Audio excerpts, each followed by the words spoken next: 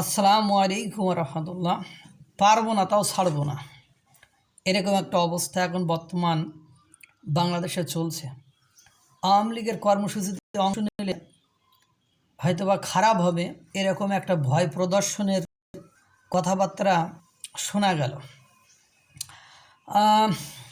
প্রধান উপদেষ্টার প্রেস সচিব তার ভেরিফাইড ফেসবুকে লিখেছে এরকম যে যতক্ষণ আওয়ামী লীগ জুলাই আগস্টের গণহত্যা এবং তাদের কৃতকর্মের জন্য ক্ষমা না চায় ততক্ষণ পর্যন্ত তাদের কোনো বিক্ষোভ করতে দেওয়া হবে না।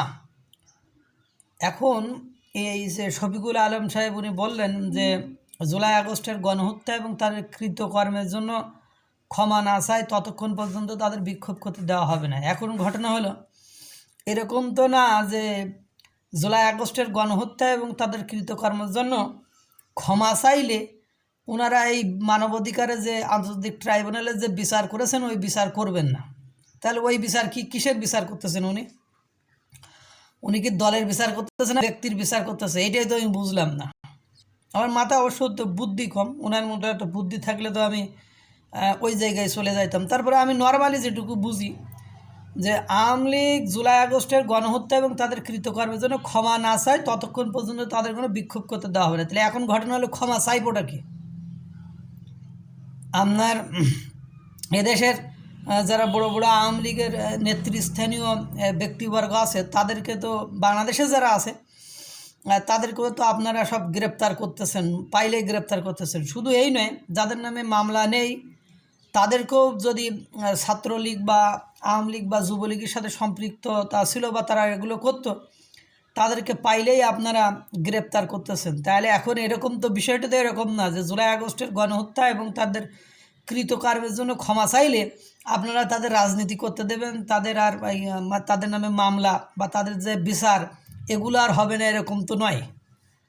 তাহলে এখন কি যারা কৃতকর্ম করছে তাদের বলতে যে যারা অপকর্ম করছে বা যারা দোষী সাব্যস্ত যাদের ভিডিওতে দেখা গিয়েছে তারা মাপ চাইলে তাদের মাপ করে দেবো। ক্ষমা চাওয়ার মানে কি?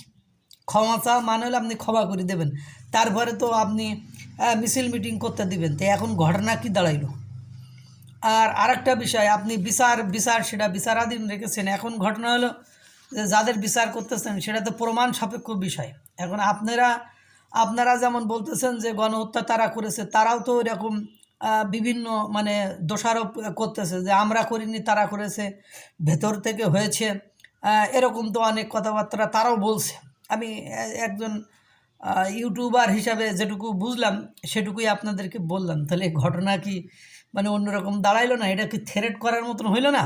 আর ঘটনা হইলো আপনি বিচার করতেছেন আবার তারা ক্ষমা চাইতেছে। বিচার করলে তো সে কইব যে আমি যদি বিচারে দোষী সাব্যস্ত হয় তখনকার বিষয় তখন দেখব, আমি এখন ক্ষমা চাইব কেন? মানুষ অপরাধ করবে, প্রমাণিত হবে, তারপরে তো ক্ষমা চাইব। এবার আপনি বলতেছেন ক্ষমা চাইব, তাহলে জুলাই আগস্টের তো গণহত্যার বিচার হচ্ছে, তাহলে ক্ষমাটা চাইব কিসের জন্য?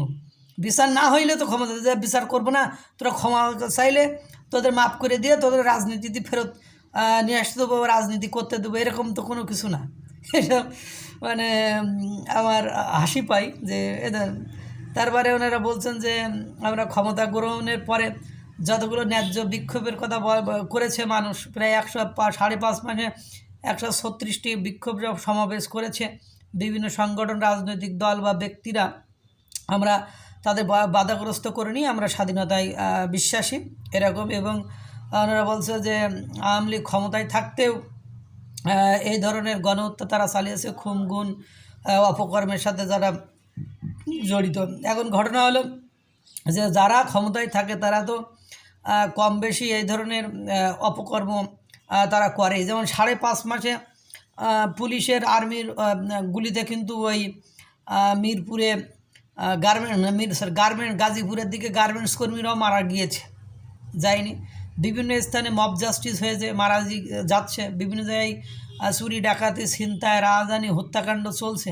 তাহলে এখন ঘটনা হলো তারপরে হিউম্যান রাইটস ওয়াচের কথা আপনি রেফার করলেন যে হিউম্যান রাইটস ওয়াচ বলেছে যারা আওয়ামী লীগ ক্ষমতায় থাকতে খুন গুম করেছে, কিন্তু এই কথা তো আবার ওনারা আপনার ডক্টর মোহাম্মদ ইউনূসকেও বলেছেন যে প্রশাসনগুলো আগের স্বরূপে ফিরে এসেছে, আপনি প্রতিশোধ মূলক সহিংসতা বন্ধ করুন, আপনি নির্বিচারে গ্রেপ্তার বন্ধ করুন, এ কথাটাও বলছে। এবং আপনাদের স্যাংশন দেওয়ার আগে পূর্বাভাস দিল যে আপনাদেরকে র্যাবকে দ্রুত বাতিল করা বা নিষিদ্ধ করার কথাও বলেছে। সে কথাটা তো বলেননি সোনার চাংড়া।